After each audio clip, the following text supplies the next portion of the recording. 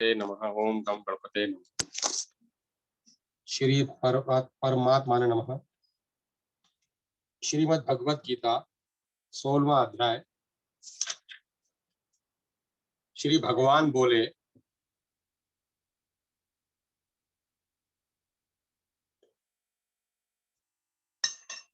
भय का सर्वदा अभाव, अंतःकरण की अत्यंत शुद्धि, ज्ञान के लिए योग में दृढ़ स्थिति और सात्विक दान, इंद्रियों का दमन, यज्ञ, स्वाध्याय, कर्तव्य पालन के लिए कष्ट सहना और शरीर मन वाणी की सरलता, अहिंसा, सत्य भाषण, क्रोध न करना, संसार की कामना का त्याग, अंतःकरण में राग द्वेष जनित हलचल का न होना, चुगली न करना, प्राणियों पर दया करना, सांसारिक विषयों में न ललचाना, अंतःकरण की कोमलता, कर्तव्य करने में लज्जा, अकर्तव्य करने में लज्जा, चपलता का अभाव,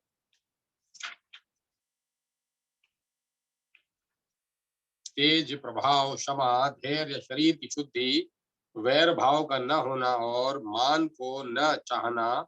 हे भरतवंशी अर्जुन, ये सभी देवी संपदा को प्राप्त हुए मनुष्यों के लक्षण हैं। हे प्रथानंदन, दंभ करना, घमंड करना और अभिमान करना, क्रोध करना तथा कठोरता रखना और अविवेक का होना भी, ये सभी आसुरी संपदा को प्राप्त हुए मनुष्यों के लक्षण हैं। देवी संपत्ति मुक्ति के लिए और आसुरी संपत्ति बंधन के लिए मानी गई है। हे पांडव, तुम देवी संपत्ति को प्राप्त हुए हो, इसीलिए तुम शोक चिंता मत करो।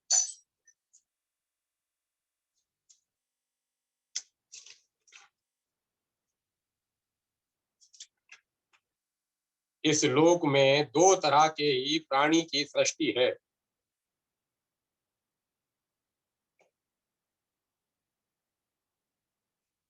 देवी और आसुरी। देवी को तो मैंने विस्तार से कह दिया, अब हे पार्थ, तुम मुझसे आसुरी को विस्तार से सुनो। आसुरी प्रवृत्ति वाले मनुष्य किस में प्रवृत्त होना चाहिए और किस में निवृत्त होना चाहिए, इसको नहीं जानते, और उनमें न तो ब्राह्य शुद्धि, न श्रेष्ठ आचरण तथा न सत्य पालन ही होता है। वे कहा करते हैं कि संसार असत्य, बिना मर्यादा के और बिना ईश्वर के अपने आप केवल स्त्री पुरुष के संयोग से पैदा हुआ है, इसीलिए काम ही इसका कारण है, इसके सिवाय और क्या कारण है, और कारण हो ही नहीं सकता। और पूर्वोक्त नास्तिक दृष्टि का आश्रय लेने वाले जो मनुष्य अपने नित्य स्वरूप को नहीं मानते, जिनकी बुद्धि तुच्छ है, जो उग्र कर्म करने वाले और संसार के शत्रु हैं, उन मनुष्यों की सामर्थ्य का उपयोग जगत का नाश करने के लिए ही होता है। कभी पूरी न होने वाली कामनाओं का आश्रय लेकर दंभ, अभिमान और मद में चूर रहने वाले तथा अपवित्र व्रत धारण करने वाले मनुष्य मोह के कारण दुराग्रहों को धारण करके संसार में विचरते रहते हैं। वे मृत्यु पर्यंत रहने वाली अपार चिंताओं का आश्रय लेने वाले पदार्थों का संग्रह और उनका भोग करने में ही लगे रहने वाले, और जो कुछ है वह इतना ही है, ऐसा निश्चय करने वाले होते हैं। वे आशा की सैकड़ों फांसियों से बंधे हुए मनुष्य काम क्रोध के परायण होकर पदार्थों का भोग करने के लिए अन्याय पूर्वक धन संचय करने की चेष्टा करते हैं, धन संचय करने की चेष्टा करते रहते हैं। वे इस प्रकार के मनोरथ किया करते हैं कि इतनी वस्तुएं तो हमने आज प्राप्त कर ली, और अब इस मनोरथ को प्राप्त पूरा कर लेंगे। इतना धन तो हमारे पास है ही, इतना धन फिर भी हो जाएगा। वह शत्रु तो हमारे द्वारा मारा गया और इन उन दूसरे शत्रुओं का भी हम मार डालेंगे। हम ईश्वर सर्व समर्थ हैं, हम भोग भोगने वाले हैं, हम सिद्ध हैं, हम बड़े बलवान हैं और सुखी हैं। हम धनवान हैं, बहुत से मनुष्य हमारे पास हैं, हमारे समान दूसरा कौन है। हम खूब यज्ञ करेंगे, दान देंगे और मौज करेंगे। इस तरह वे अज्ञान से मोहित रहते हैं, कामनाओं के कारण तरह तरह से भ्रमित चित्त वाले मोह जाल में अच्छी तरह से फंसे हुए तथा पदार्थों और भोगों में अत्यंत आसक्त रहने वाले मनुष्य भयंकर नरकों में गिरते हैं। अपने को सबसे अधिक पूज्य मानने वाले, अकड़ रखने वाले तथा धन और मान के मध्य में चूर रहने वाले वे मनुष्य दंभ से अविधि पूर्वक नाम मात्र के यज्ञों से यजन करते हैं। वे अहंकार, हठ, घमंड, कामना और क्रोध का आश्रय लेने वाले मनुष्य अपने और दूसरों के शरीर में रहने वाले मुझ अंतर्यामी के साथ द्वेष करते हैं तथा मेरे और दूसरों के गुणों में दोष दृष्टि रखते हैं। उन द्वेष रखने वाले, क्रूर स्वभाव वाले और संसार में महान नीच अपवित्र मनुष्यों को मैं बार बार आसुरी योनियों में ही गिराता रहता हूँ। हे कुंती नंदन, वे मूढ़ मनुष्य मुझे प्राप्त न करके ही जन्म जन्मांतर में आसुरी योनि को प्राप्त होते हैं, फिर उससे भी अधिक अधम गति में अर्थात भयंकर नरकों में चले जाते हैं। काम, क्रोध और लोभ, ये तीन प्रकार के नरक के दरवाजे जीवात्मा का पतन करने वाले हैं, इसीलिए इन तीनों का त्याग कर देना चाहिए। हे कुंती नंदन, इन नरक के तीनों दरवाजों से रहित हुआ जो मनुष्य अपने कल्याण का आचरण करता है, वह उससे परम गति को प्राप्त हो जाता है। जो मनुष्य शास्त्र विधि को छोड़कर अपनी इच्छा से मन माना आचरण करता है, वह न सिद्धि अंतःकरण की शुद्धि को, न सुख शांति को और न परम गति को ही प्राप्त होता है। अतः तेरे लिए कर्तव्य अकर्तव्य की व्यवस्था में शास्त्र ही प्रमाण है, ऐसा जानकर तू इस लोक में शास्त्र विधि से नियत कर्तव्य कर्म करने योग्य है, अर्थात तुझे शास्त्र विधि के अनुसार कर्तव्य कर्म करने चाहिए। 16वां अध्याय समाप्त। 17वां अध्याय।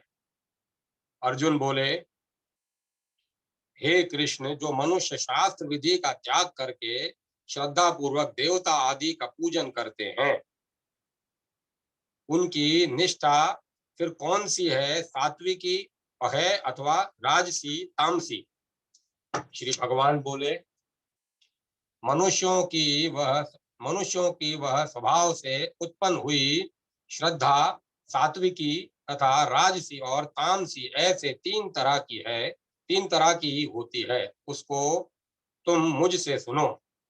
हे भरत, सभी मनुष्यों की श्रद्धा अंतःकरण के अनुरूप होती है। यह मनुष्य श्रद्धा में है, इसीलिए जो जैसी श्रद्धा वाला है वही उसका स्वरूप है, अर्थात वही उसकी निष्ठा स्थित है। सात्विक मनुष्य देवताओं का पूजन करते हैं, राजस मनुष्य यक्षों तथा राक्षसों का, और दूसरे जो तामस मनुष्य हैं वे प्रेतों और भूत गणों का पूजन करते हैं। जो मनुष्य शास्त्र विधि से रहित घोर तप करते हैं, जो दंभ और अहंकार से अच्छी तरह युक्त हैं, जो भोग पदार्थ आसक्ति और हट से युक्त हैं, जो शरीर में स्थित पांच भूतों को अर्थात पांच भौतिक शरीर को तथा अंतःकरण में स्थित मुझ परमात्मा को भी क्रश करने वाले हैं, उन अज्ञानियों को तू आसुर निष्ठा वाले, आसुरी संपत्ति वाले समझ।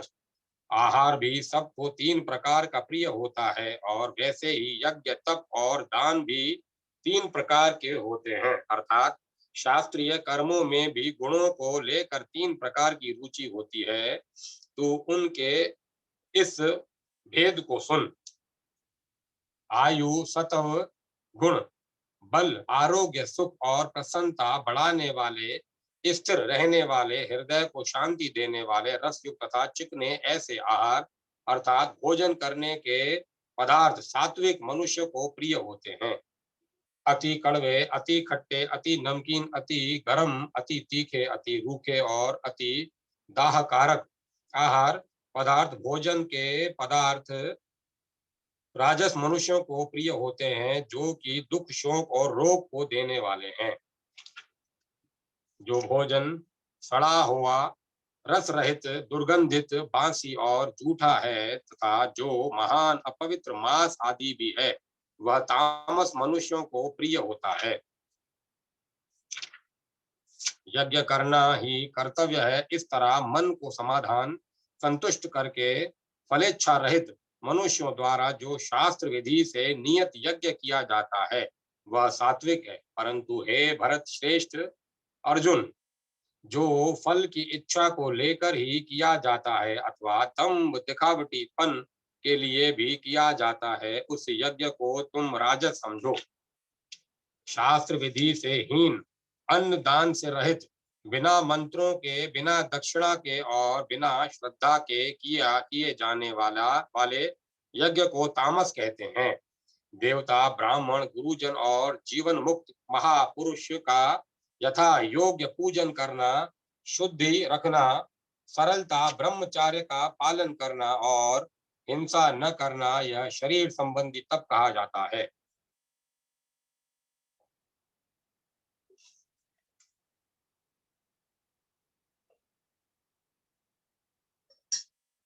जो किसी को भी उद्विग्न न करने वाला सत्य और प्रिय तथा हितकारक भाषण है वह, तथा स्वाध्याय और अभ्यास, नाम जप आदि भी वाणी संबंधी तप कहा जाता है। मन की प्रसन्नता, सौम्य भाव, मननशीलता, मन का निग्रह और भावों की भली भांति शुद्धि, इस तरह यह मन संबंधी तप कहा जाता है। परम श्रद्धा से युक्त, फलेच्छा रहित मनुष्यों के द्वारा जो 3 प्रकार शरीर, वाणी और मन का तप किया जाता है उसको सात्विक कहते हैं। जो तप सत्कार, मान और पूजा के लिए तथा दिखाने के भाव से भी किया जाता है वह इस लोक में अनिश्चित और नाशवान फल देने वाला तप राजस कहा गया है।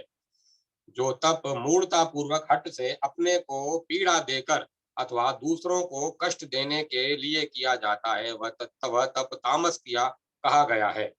दान देना कर्तव्य है। ऐसे भाव से जो दान देश तथा काल और पात्र के प्राप्त होने पर अनुपकारी को अर्थात निष्काम भाव से दिया जाता है वह दान सात्विक कहा गया है। किंतु जो दान कलेश पूर्वक और प्रत्युपकार के लिए अथवा फल प्राप्ति का उद्देश्य बनाकर फिर दिया जाता है वह दान राजस कहा जाता है। जो दान बिना सत्कार के तथा अवज्ञा पूर्वक अयोग्य देश और काल में कुपात्र को दिया जाता है वह दान तामस कहा गया है। ओम तत्सत। इन 3 प्रकार के नामों से जिस परमात्मा का निर्देश संकेत किया गया है उसी परमात्मा से सृष्टि के आदि में वेदों तथा ब्राह्मणों और यज्ञों की रचना हुई है। इसीलिए वैदिक सिद्धांत को मानने वाले पुरुषों की शास्त्र विधि से नियत यज्ञ, दान और तप रूप क्रिया सदा ओम इस परमात्मा के नाम का उच्चारण करके ही आरंभ होती है। ओम तत्सदी निर्देशो ब्रह्मांड सिद्धि स्त्रीविध स्मृत। ओम तत् और सत, यह 3 प्रकार का परमात्मा का निर्देश है अर्थात परमात्मा के 3 नाम है। इन तीनों नामों की व्याख्या भगवान ने आगे के 4 श्लोकों में की है। ब्राह्मणस्तेन वेदाक्ष यज्ञाक्ष विहिता पुरा। इस परमात्मा ने पहले सृष्टि के आरंभ में वेदों, ब्राह्मणों और यज्ञों को बनाया। इन तीनों में विधि बताने वाले वेद हैं, अनुष्ठान करने वाले ब्राह्मण हैं और क्रिया करने के लिए यज्ञ है। अब इनमें यज्ञ, तप, दान आदि की क्रियाओं में कोई कमी रह जाए तो क्या करें? परमात्मा का नाम ले तो उस कमी की पूर्ति हो जाएगी। जैसे रसोई बनाने वाला जल जल से आटा सनता गूंथता है, तो कभी उसमें जल अधिक पड़ जाए तो वह क्या करता है, आटा और मिला लेता है। ऐसे ही कोई निष्काम भाव से यज्ञ, दान आदि शुभ कर्म करे और उनमें कोई कमी, अंग व्यंगण्य रह जाए, तो जिस भगवान ने से यज्ञ आदि रचे गए हैं, उस भगवान का नाम लेने से वह अंग वैगुण्य ठीक हो जाता है, उसकी पूर्ति हो जाती है। ओम तत्सत। इस मंत्र से ग्रस्त अथवा उदासीन साधु जो भी कर्म आरंभ करता है, उसको इससे अभिष्ट फल की प्राप्ति होती है। जप, होम, प्रतिष्ठा, संस्कार आदि संपूर्ण क्रियाएं ओम तत्सत इस मंत्र से सफल हो जाती है, इसमें संदेह नहीं है।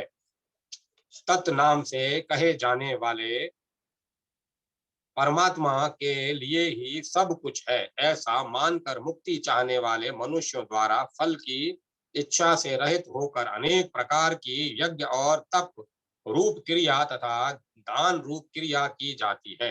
हे पार्थ, सत्य ऐसा यह परमात्मा का नाम सत्य मात्र से में और श्रेष्ठ भाव में प्रयोग किया जाता है तथा प्रशंसनीय कर्म के साथ सत्य शब्द जोड़ा जाता है। यज्ञ तथा तप और दान रूप क्रिया में जो स्थिति निष्ठा है, वह भी सत्य ऐसे कही जाती है, और उस परमात्मा के निमित्त किया जाने वाला कर्म भी सत्य ऐसा कहा जाता है। हे पार्थ, अश्रद्धा से किया हुआ हवन, दिया हुआ दान और तपा हुआ तप तथा और भी जो कुछ किया जाए, वह सब असत ऐसा कहा जाता है। उसका फल न तो यहाँ होता है और न मरने के बाद ही होता है, अर्थात उसका कोई भी सत्य फल नहीं होता। 17वां अध्याय समाप्त। 18वां अध्याय। ओम श्री परमात्मा नमः। अर्जुन बोले, हे महाबाहो, हे ऋषिकेश, हे केशी निशि, हे केशिनी सुदन, मैं संन्यास और त्याग का तत्व अलग अलग जानना चाहता हूँ। श्री भगवान बोले, कई विद्वान काम्य कर्मों के त्याग को संन्यास समझते हैं और कई विद्वान फल के त्याग को कहते हैं। कई विद्वान ऐसा कहते हैं कि कर्मों को दोष की तरह छोड़ देना चाहिए, और कई विद्वान ऐसा कहते हैं कि यज्ञ, दान और तप रूप कर्मों का त्याग नहीं करना चाहिए। हे भरतवंशियों में श्रेष्ठ अर्जुन, तू संन्यास और त्याग इन दोनों में से त्याग के विषय में मेरा निश्चय सुन, क्योंकि हे पुरुष श्रेष्ठ, त्याग 3 प्रकार का कहा गया है। यज्ञ, दान और तप रूप कर्मों का त्याग नहीं करना चाहिए, प्रतियुक्त उनको तो करना ही चाहिए, क्योंकि यज्ञ, दान और तप ये तीनों ही कर्म मनुष्यों को पवित्र करने वाले हैं। हे पार्थ, इन यज्ञ, दान और तप रूप कर्मों को तथा दूसरे भी कर्मों को आसक्ति और फलों की इच्छा का त्याग करके करना चाहिए। यह मेरा निश्चित किया हुआ उत्तम मत है।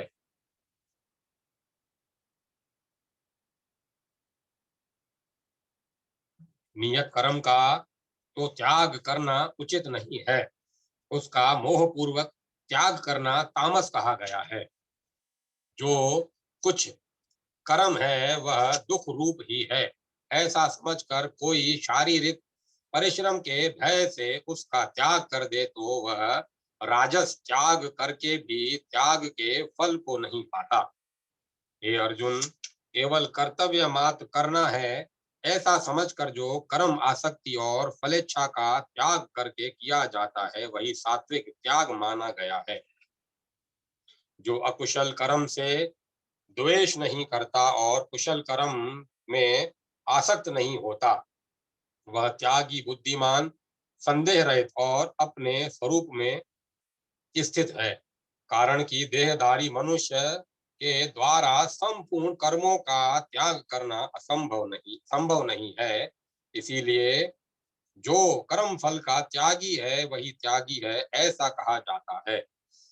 कर्म फल का त्याग न करने वाले मनुष्यों को कर्मों का इष्ट, अनिष्ट और मिश्रित ऐसे 3 प्रकार का फल मरने के बाद भी होता है, परंतु कर्म फल का त्याग करने वालों को कहीं भी नहीं होता।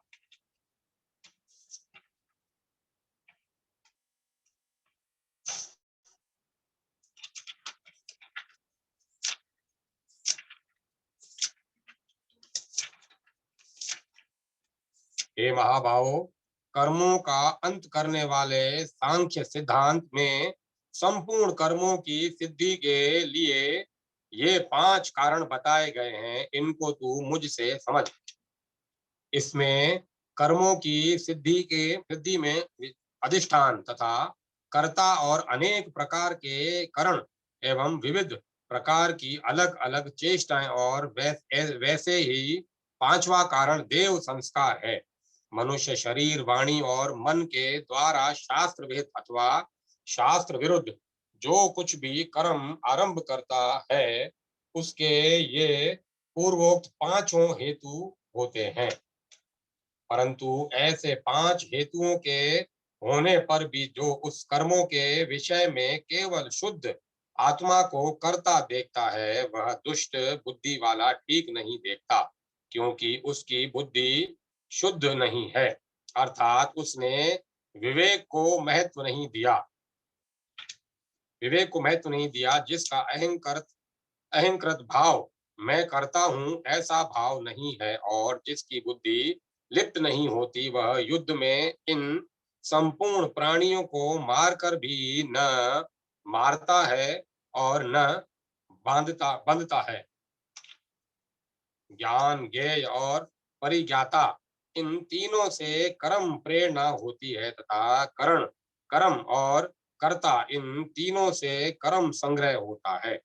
गुणों का विवेचन करने वाले शास्त्र में गुणों के भेद से ज्ञान और कर्म तथा कर्ता 3 प्रकार से ही कहे जाते हैं। उनको भी तुम यथार्थ रूप से सुनो। जिस ज्ञान के द्वारा साधक संपूर्ण विभक्त प्राणियों में विभाग रहित एक अविनाशी भाव सत्ता को देखता है, उस ज्ञान को तुम सात्विक समझो। परंतु जो ज्ञान अर्थात जिस ज्ञान के द्वारा मनुष्य संपूर्ण प्राणियों में अलग अलग अनेक भावों को अलग अलग रूप से जानता है, उस ज्ञान को तुम राजस समझो। किंतु जो ज्ञान अर्थात जिस ज्ञान के द्वारा मनुष्य एक कार्य रूप शरीर में ही संपूर्ण की तरह आसक्त रहता है, तथा जो युक्ति रहित वास्तविक ज्ञान से रहित और तुच्छ है, वह तामस कहा गया है। जो कर्म शास्त्र विधि से नियत किया हुआ और कर्तव्याभिमान से रहित हो तथा फलेच्छा रहित मनुष्य के द्वारा बिना राग द्वेष के किया हुआ हो, वह सात्विक कहा जाता है। परंतु जो कर्म भोगों की इच्छा से अथवा अहंकार से और परिश्रम पूर्वक किया जाता है, वह राजस कहा गया है। जो कर्म परिणाम, हानि, हिंसा और सामर्थ्य को न देखकर मोह पूर्वक आरंभ किया जाता है, वह तामस कहा जाता है। जो कर्ता राग रहित, कर्तव्य अभिमान से रहित, धैर्य और उत्साह युक्त तथा सिद्धि और असिद्धि में निर्विकार है, वह सात्विक कहा जाता है। जो कर्ता रागी, कर्म फल की इच्छा वाला, लोभी, हिंसा के स्वभाव वाला, अशुद्ध और हर्ष शोक से युक्त है, वह राजस कहा गया है। जो कर्ता असावधान, अशिक्षित, ऐंठ अकड़ वाला, जिद्दी, उपकारी का अपकार करने वाला, आलसी, विषादी और दीर्घ दीर्घ सूत्री है, वह तामस कहा जाता है। हे धनंजय, अब तू गुणों के अनुसार बुद्धि और धृति के भी 3 प्रकार के भेद अलग अलग रूप से सुन, जो कि मेरे द्वारा पूर्ण रूप से कहे जा रहे हैं। हे प्रथानंदन, जो बुद्धि प्रवृत्ति और निवृत्ति को, कर्तव्य और अकर्तव्य को, भय और अभय को तथा बंधन और मोक्ष को जानती है, वह बुद्धि सात्विकी है। हे पार्थ, मनुष्य जिसके द्वारा धर्म और अधर्म को तथा कर्तव्य और अकर्तव्य को भी ठीक तरह से नहीं जानता, वह बुद्धि राजसी है। हे प्रथानंदन, तमोगुण से घिरी हुई जो बुद्धि अधर्म को धर्म ऐसा मान लेती है और संपूर्ण चीजों को उल्टा मान लेती है, वह तामसी है। हे पार्थ, समता से युक्त जिस अविचारणी धृति के द्वारा मनुष्य मन प्राण और इंद्रियों की क्रियाओं को धारण करता है अर्थात संयम रखता है, वह धृति सात्विकी है। परंतु हे प्रथानंदन अर्जुन, फल की इच्छा वाला मनुष्य जिस धृति के द्वारा धर्म काम भोग और धन को अत्यंत आसक्ति पूर्वक धारण करता है, वह धृति राजसी है। हे पार्थ, दुष्ट बुद्धि वाला मनुष्य जिस धृति के द्वारा निंद्रा भय चिंता दुख और घमंड को भी नहीं छोड़ता अर्थात धारण किए रहता है, वह धृति तामसी है। हे भरतवंशियों में श्रेष्ठ अर्जुन, अब 3 प्रकार के सुखों को भी तुम मुझसे सुनो। जिसमें अभ्यास से रमण होता है, वह जिससे दुखों का अंत हो जाता है, ऐसा वह परमात्मा विषयक बुद्धि की प्रसन्नता से पैदा होने वाला जो सुख सांसारिक आसक्ति के कारण आरंभ में विष की तरह और परिणाम में अमृत की तरह होता है, वह सुख सात्विक कहा गया है। जो सुख इंद्रियों और विषयों के संयोग से होता है, वह आरंभ में अमृत की तरह और परिणाम में विष की तरह प्रतीत होता है, अतः वह सुख राजस कहा गया है। निंद्रा आलस्य और प्रमाद से उत्पन्न होने वाला जो सुख आरंभ में और परिणाम में भी अपने को मोहित करने वाला है, वह सुख तामस कहा गया है। पृथ्वी में या स्वर्ग में अथवा देवताओं में तथा इनके सिवाय और कहीं भी वह ऐसी कोई वस्तु नहीं है जो प्रकृति से उत्पन्न इन तीनों गुणों से रहित हो। हे परंतप, ब्राह्मण क्षत्रिय वैश्य और शूद्रों के कर्म स्वभाव से उत्पन्न हुए तीनों गुणों के द्वारा विभक्त किए गए हैं। मन का निग्रह करना, इंद्रियों को वश में करना, धर्म पालन के लिए कष्ट सहना, बाहर भीतर से शुद्ध रहना, दूसरों के अपराध को क्षमा करना, शरीर मन आदि में सरलता रखना, वेद शास्त्र आदि का ज्ञान होना, यज्ञ विधि को अनुभव में लाना और परमात्मा वेद आदि में आसक्ति आस्तिक भाव रखना, ये सब के सब ही ब्राह्मण के स्वाभाविक कर्म हैं। शूर वीरता तेज धैर्य प्रजा के संचालन आदि की विशेष चतुरता तथा युद्ध में कभी पीठ न दिखाना, दान करना और शासन करने का भाव, ये सब के सब क्षत्रिय के स्वाभाविक कर्म हैं। खेती करना, गायों की रक्षा करना और व्यापार करना, ये सब के सब वैश्य के स्वाभाविक कर्म हैं तथा चारों वर्णों की सेवा करना शूद्र का भी स्वाभाविक कर्म है। अपने अपने कर्म में प्रीति पूर्वक लगा हुआ मनुष्य सम्यक सिद्धि परमात्मा को प्राप्त कर लेता है। अपने कर्म में लगा हुआ मनुष्य जिस प्रकार सिद्धि को प्राप्त होता है, उस प्रकार को तू मुझसे सुन। जिस परमात्मा में संपूर्ण प्राणियों की प्रवृत्ति उत्पत्ति होती है और जिससे वह संपूर्ण संसार व्याप्त है, जिससे यह संपूर्ण संसार व्याप्त है, उस परमात्मा का अपने कर्म के द्वारा पूजन करके मनुष्य मात्र सिद्धि को प्राप्त हो जाता है। अच्छी तरह अनुष्ठान किए हुए पर धर्म से गुण रहित भी अपना धर्म श्रेष्ठ है, कारण कि स्वभाव से नियत किए हुए स्वधर्म रूप कर्म को करता हुआ मनुष्य पाप को प्राप्त नहीं होता। हे कुंती नंदन, दोष युक्त होने पर भी सहज कर्म का त्याग नहीं करना चाहिए, क्योंकि संपूर्ण कर्म धुएं से अग्नि की तरह अच्छी किसी न किसी दोष से युक्त है। जिसकी बुद्धि सब जगह आसक्ति रहित है, जिसने शरीर को वश में कर रखा है, जो स्पृहा रहित है वह मनुष्य सांख्य योग के द्वारा सर्वश्रेष्ठ नैष्कर्म्य सिद्धि को प्राप्त हो जाता है। हे कौन्ते, सिद्धि अंतःकरण की शुद्धि को प्राप्त हुआ साधक ब्रह्म को योग की ज्ञान की परा निष्ठा है जिस प्रकार से प्राप्त होता है, उस प्रकार को तुम मुझसे संक्षेप में ही समझो। जो विशुद्ध सात्विक बुद्धि से युक्त, वैराग्य के आश्रित, एकांत का सेवन करने वाला और नियमित भोजन करने वाला साधक धैर्य पूर्वक इंद्रियों का नियमन करके शरीर वाणी मन को वश में करके शब्दादि विषयों का त्याग करके और राग द्वेष को छोड़कर निरंतर ध्यान योग के परायण हो जाता है, वह अहंकार, बल, दर्प, काम, क्रोध और परिग्रह से रहित होकर एवं ममता रहित तथा शांत होकर ब्रह्म प्राप्ति का पात्र हो जाता है। वह ब्रह्म रूप बना हुआ प्रसन्न मन वाला साधक न तो किसी के लिए शोक करता है और न किसी की इच्छा ही करता है। ऐसा संपूर्ण प्राणियों में समभाव वाला साधक मेरी पराभक्ति को प्राप्त हो जाता है।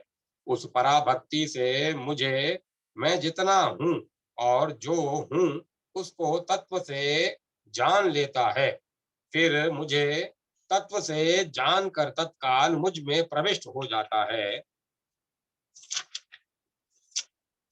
मेरा आश्रय लेने वाला भक्त सदा सब कर्म करता हुआ भी मेरी कृपा से शाश्वत अविनाशी पद को प्राप्त हो जाता है। चिंता से संपूर्ण कर्म मुझ में, चित्त से संपूर्ण कर्म मुझ में अर्पण करके मेरे परायण होकर तथा समता का आश्रय लेकर निरंतर मुझ में चित्त वाला हो जा। मुझ में चित्त वाला होकर तू मेरी कृपा से संपूर्ण विघ्नों को तर जाएगा, और यदि तू अहंकार के कारण मेरी बात नहीं सुनेगा तो तेरा पतन हो जाएगा। अहंकार का आश्रय लेकर जो ऐसा मन मान रहा है कि मैं युद्ध नहीं करूंगा, तेरा यह निश्चय मिथ्या झूठा है, क्योंकि तेरी छात्र छात्र प्रकृति तुझे युद्ध में लगा देगी।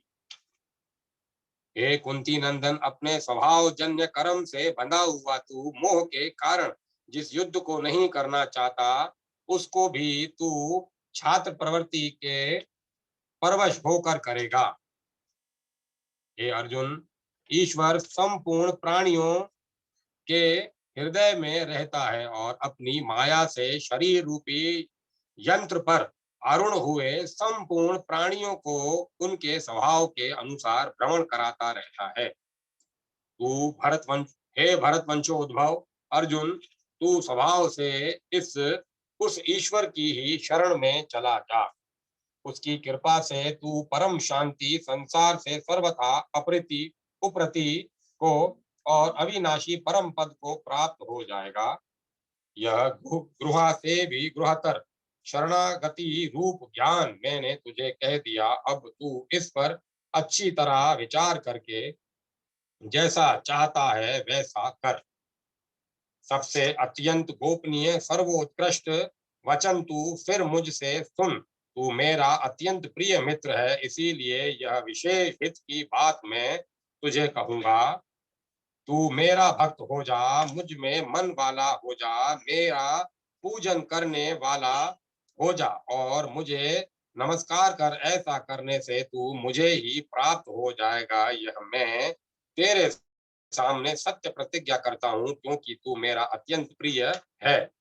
संपूर्ण धर्मों का आश्रय छोड़कर तू केवल मेरी शरण में आ जा, मैं तुझे संपूर्ण पापों से मुक्त कर दूंगा, चिंता मत कर।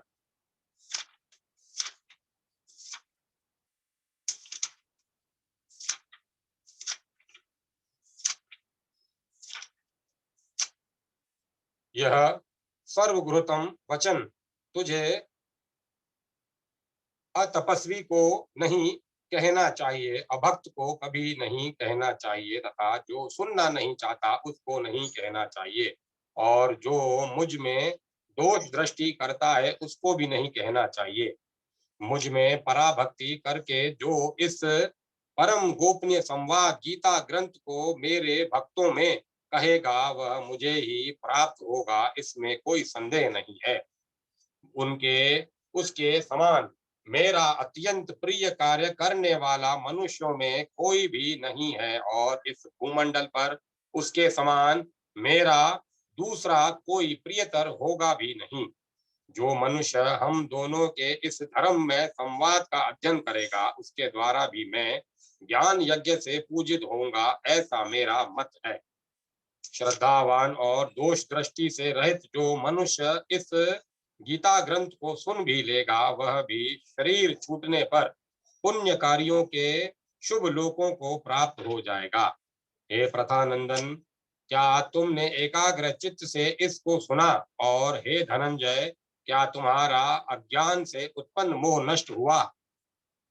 अर्जुन बोले, हे अच्युत, आपकी कृपा से मेरा मोह नष्ट हो गया है और मैंने स्मृति प्राप्त कर ली है। हे, मैं संदेह रहित होकर स्थित हूँ। अब मैं आपकी आज्ञा का पालन करूंगा। संजय बोले, इस प्रकार मैंने भगवान वासुदेव और महात्मा प्रथानंदन अर्जुन का यह रोमांचित करने वाला अद्भुत संवाद सुना। व्यास जी की कृपा से मैंने स्वयं इस परम गोपनीय योग गीता ग्रंथ को कहते हुए साक्षात योगेश्वर भगवान श्री कृष्ण से सुना है। हे राजन, भगवान श्री कृष्ण और अर्जुन के इस पवित्र और अद्भुत संवाद को याद कर करके मैं बार बार हर्षित हो रहा हूँ। हे राजन, भगवान श्री कृष्ण के उस अत्यंत अद्भुत विराट रूप को भी याद कर करके मुझे बड़ा भारी आश्चर्य हो रहा है और मैं बार बार हर्षित हो रहा हूँ। जहाँ योगेश्वर भगवान श्री कृष्ण है और जहाँ गांडीव धनुषधारी अर्जुन है, वहां ही श्री विजय विभूति और अचल नीति है, ऐसा मेरा मत है। 18वां अध्याय समाप्त। गीता पूर्ण।